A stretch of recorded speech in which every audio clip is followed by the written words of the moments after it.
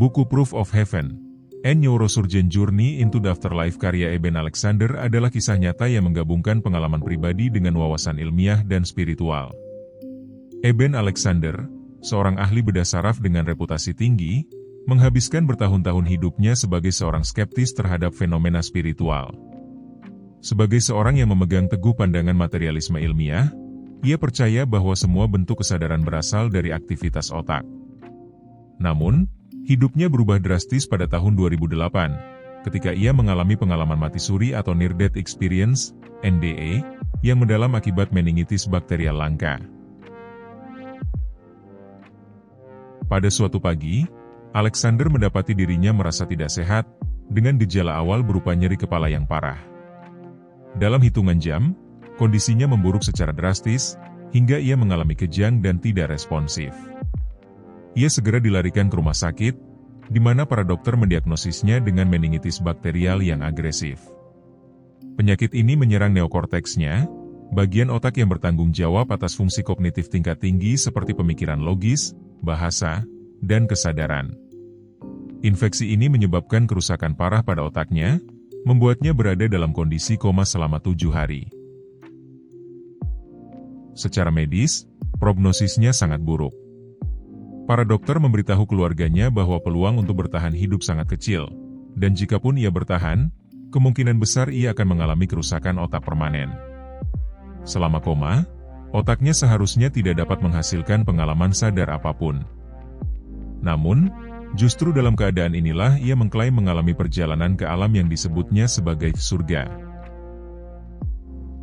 It's something that happened to me back in November 2008, and I've spent the last 15 plus years trying to make sense of it and coming to a deeper understanding as a scientist. This kind of meningitis is such a perfect model for human death because it deletes the human part of our brain. There's a medical case report on my medical records that came out September 2018 in the Journal of Nervous and Mental Diseases, which goes a long way to help strengthen my story. It was written by 3 doctors who were not involved in my care but were absolutely fascinated by my recovery. A complete global infection of my brain, that there were no parts of the neocortex left unscathed. Basically, it says my brain could not have had a dream or hallucination. And yet what I did go through is the most profound, detailed, memorable, life-changing, and transformative set of events that I could possibly imagine, and they all happened while my brain was demonstrably offline.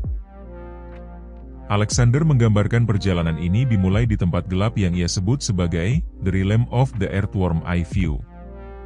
Tempat ini suram, tanpa cahaya, dan penuh dengan rasa keterasingan. Namun, ia segera dibawa keluar dari tempat ini oleh sesuatu bercahaya yang penuh kasih sayang. Ia merasa terangkat ke dimensi yang lebih tinggi, di mana ia disambut oleh pemandangan menakjubkan sebuah awan putih besar, langit biru yang tak berujung, dan musik ilahi yang ia gambarkan sebagai harmoni sempurna. Dalam perjalanan ini, ia ditemani oleh seorang wanita muda yang penuh kasih. Ia tidak mengenal wanita ini, tetapi merasa bahwa kehadirannya membawa pesan-pesan penting. Wanita itu menyampaikan kepadanya melalui telepati, "Kamu dicintai tanpa syarat. Tidak ada yang perlu ditakutkan. Kamu adalah bagian penting dari alam semesta yang lebih besar." Pesan-pesan ini menanamkan rasa damai yang mendalam dalam dirinya. It seemed to go for ages, that initial phase. The good news is it didn't last forever. There came a slowly spinning white light that came packaged with a perfect musical melody. It had fine silvery and golden tendrils going off into the edges. And as it was slowly spinning and came towards me, it opened up like a rift and led up into this brilliant ultra-real gateway valley. This is where I would stress for people that might think that a near-death experience would be kind of vague and dreamy and murky. This world, this material world, is vague and dreamy and murky compared to that reality. It was sharp and crystal clear and just really beautiful beyond description. When I came back to this world, I called them angelic choirs. And these swooping angelic choirs were emanating chants, anthems, hymns that would just thunder through my awareness. It was a spiritual home that was very welcoming. Setelah 7 hari koma, Alexander secara ajaib sadar. Para dokter terkejut melihat pemulihannya, mengingat tingkat kerusakan otaknya. Lebih luar biasa lagi, Ia tidak hanya pulih secara fisik tetapi juga memiliki ingatan yang jelas tentang pengalamannya selama koma. Pengalaman ini tidak hanya mengubah pandangan pribadinya terhadap kehidupan dan kematian, tetapi juga memicu perdebatan luas di komunitas ilmiah dan spiritual tentang sifat kesadaran manusia. But anyway, I would tumble back down to the earthworm eye view. By remembering the musical notes, I could conjure up the melody again.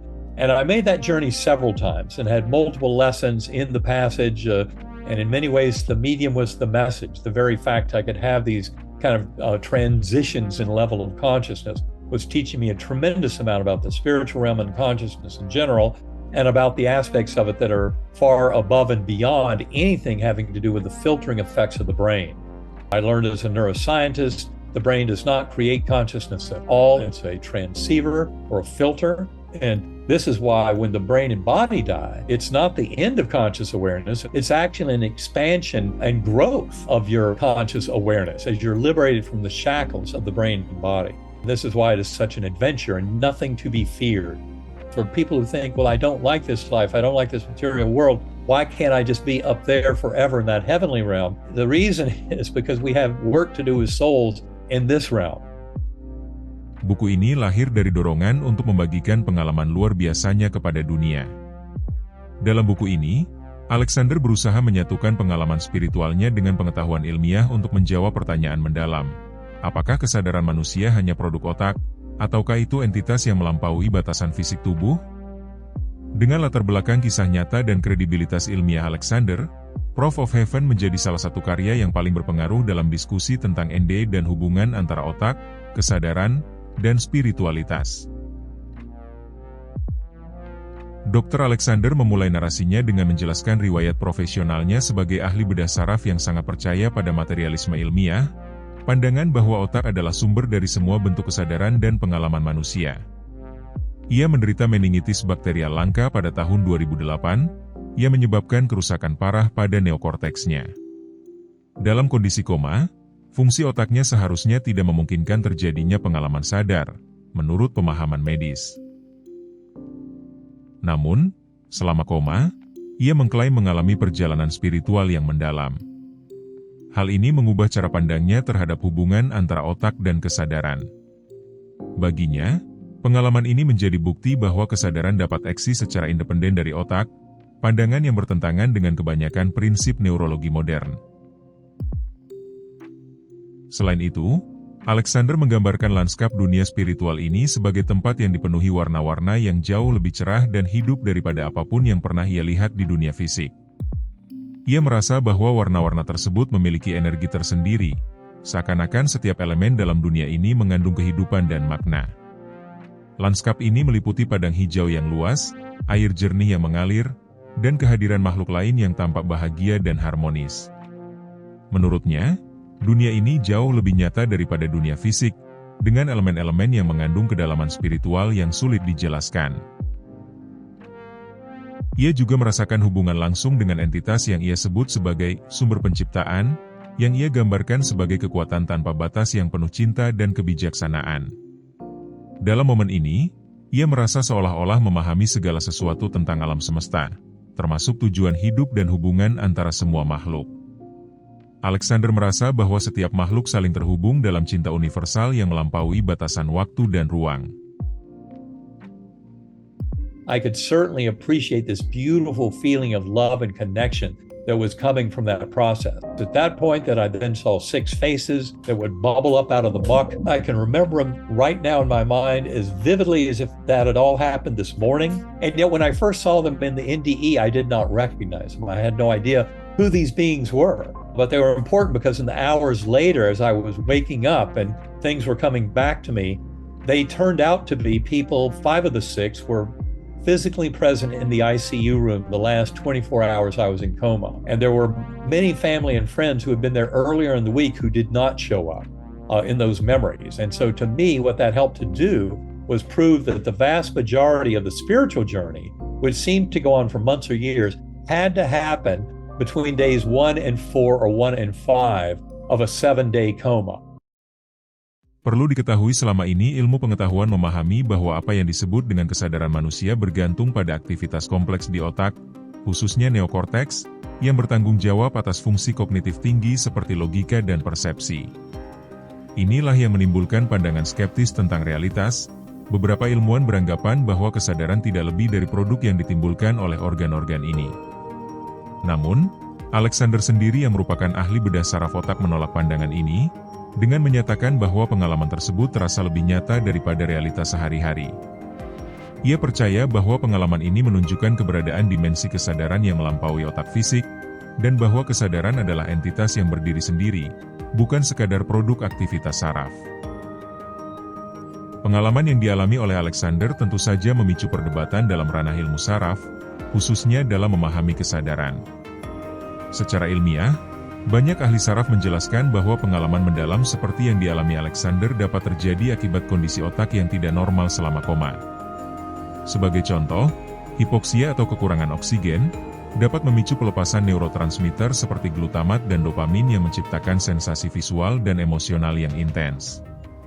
Selain itu, aktivitas listrik residual di otak yang hampir mati dapat menghasilkan halusinasi kompleks, termasuk perasaan damai, melihat cahaya, atau mendengar suara.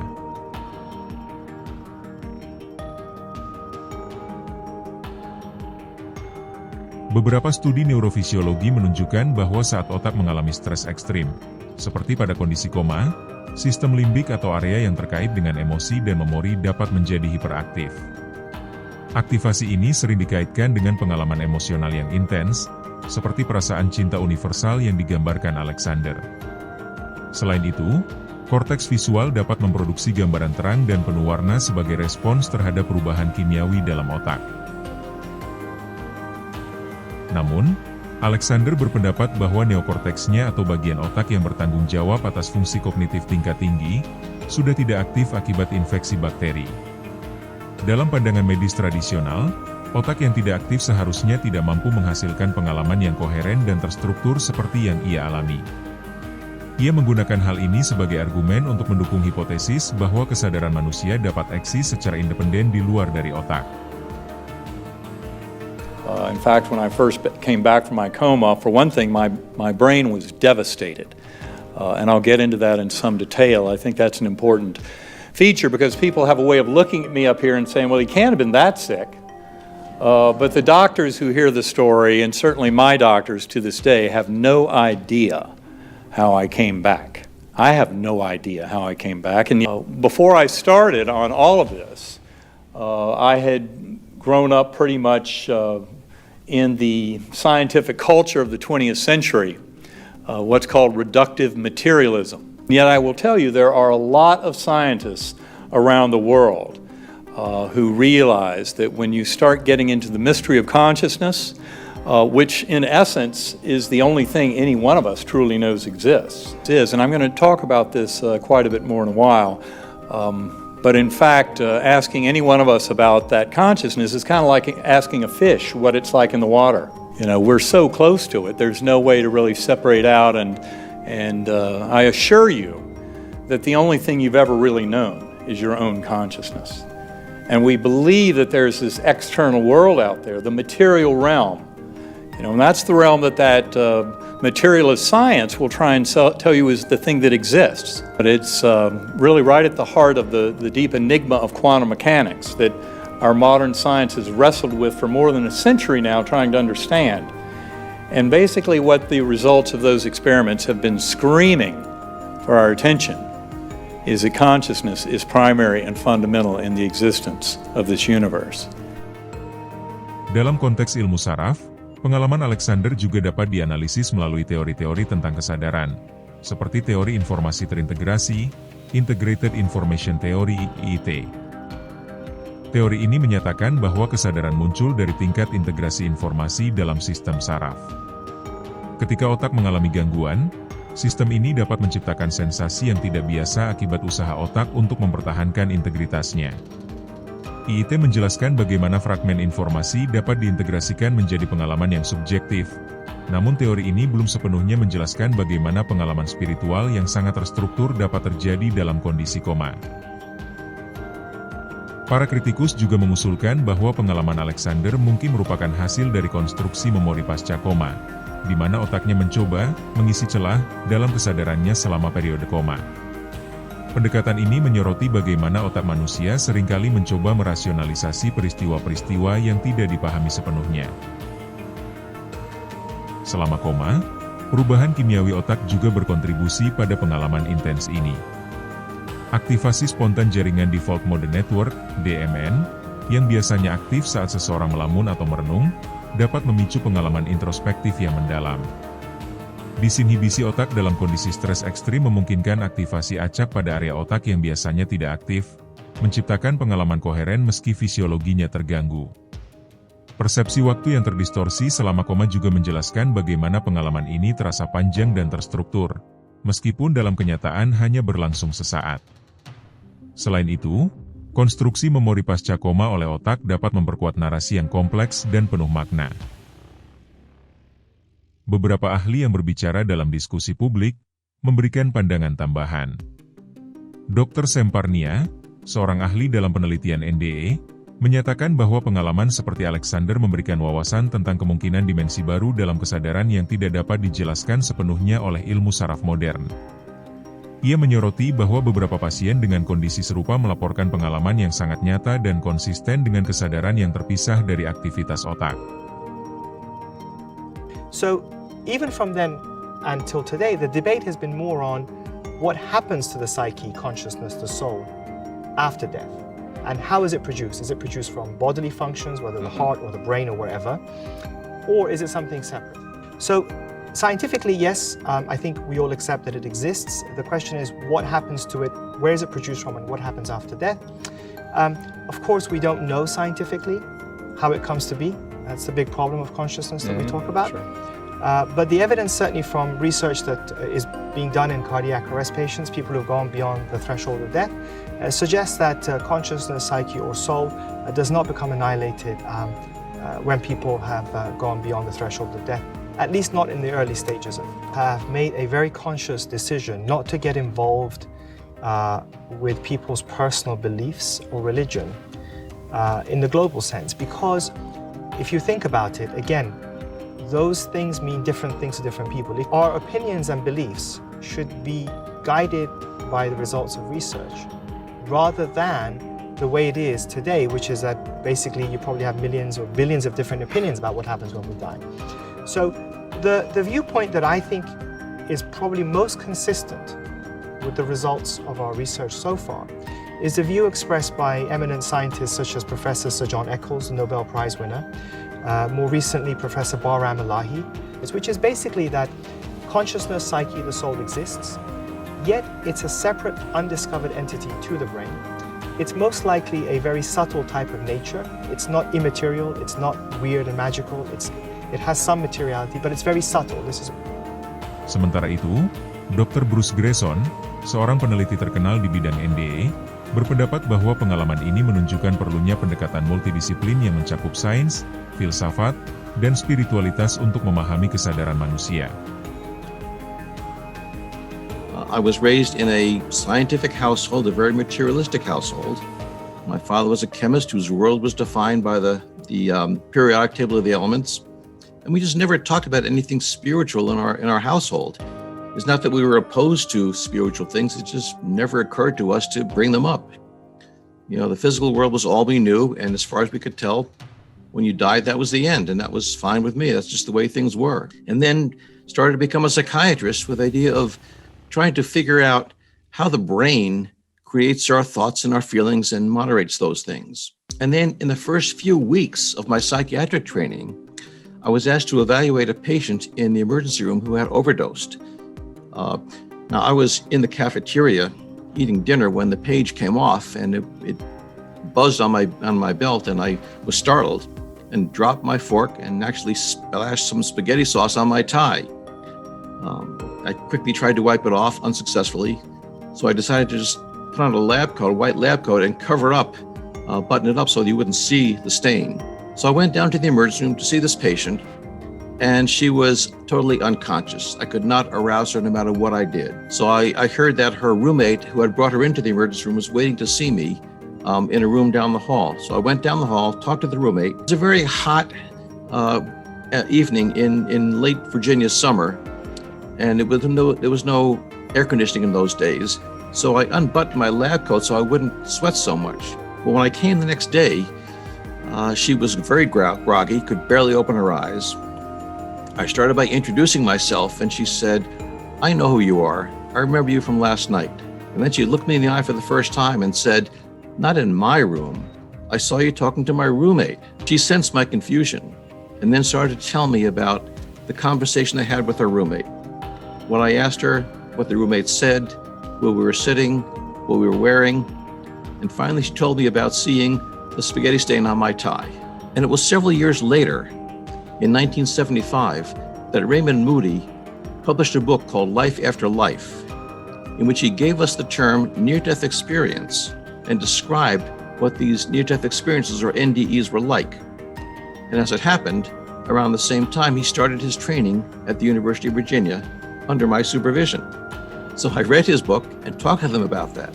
And now here I am 50 years later, still trying to understand them.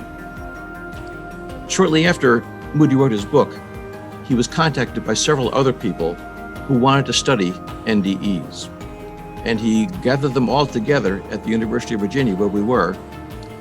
And out of that group, we formed an organization that eventually became the International Association for Near-Death Studies, or IANS. And gradually, over the next decades, I've come to appreciate more and more how common these NDEs are and how important they are, not only for the experiences themselves, but for our understanding of what it is to be human. Ilmuwan seperti Dr. Stuart Hameroff dan Sir Roger Penrose mengusulkan bahwa kesadaran mungkin melibatkan mekanisme kuantum di tingkat sel, yang berarti bahwa kesadaran mungkin tidak sepenuhnya bergantung pada otak fisik.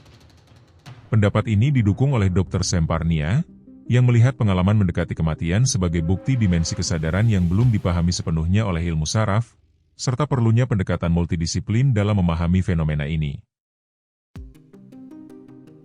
So, for example, where you find the quantum is where you find the organic chemistry. Aromatic rings are the basis of organic chemistry. They're hexagons of carbon with 3 extra electrons forming pi resonance clouds conducive to quantum effects.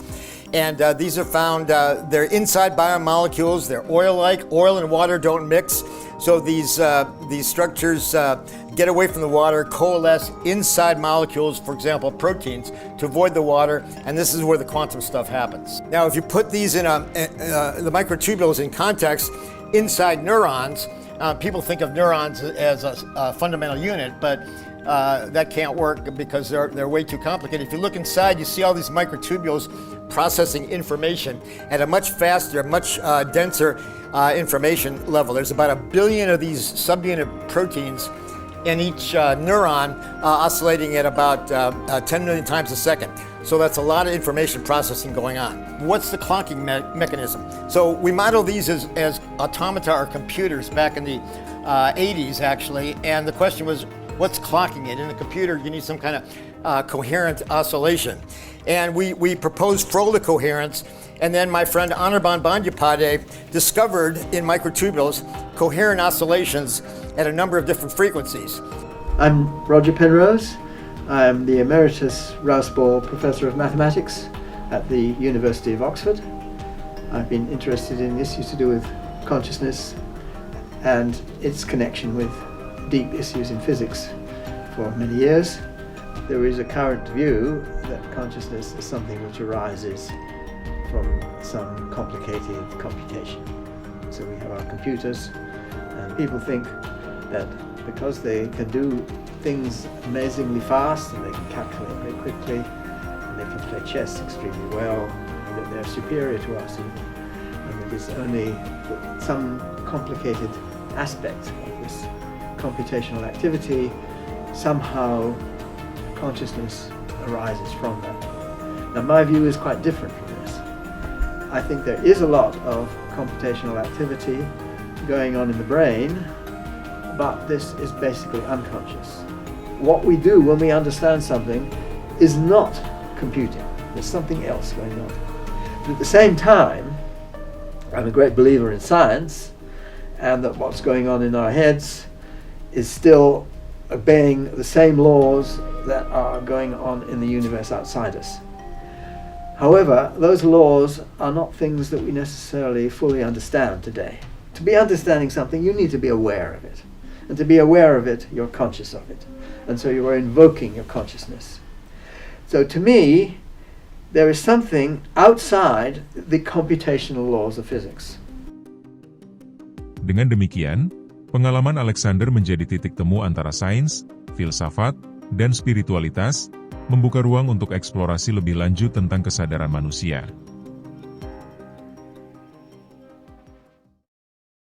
Buku Proof of Heaven, A Neurosurgeon Journey into the Afterlife karya Eben Alexander adalah kisah transformatif yang menggabungkan pengalaman pribadi, spiritualitas, dan refleksi ilmiah, menghadirkan perspektif mendalam tentang kehidupan, kesadaran, dan cinta universal.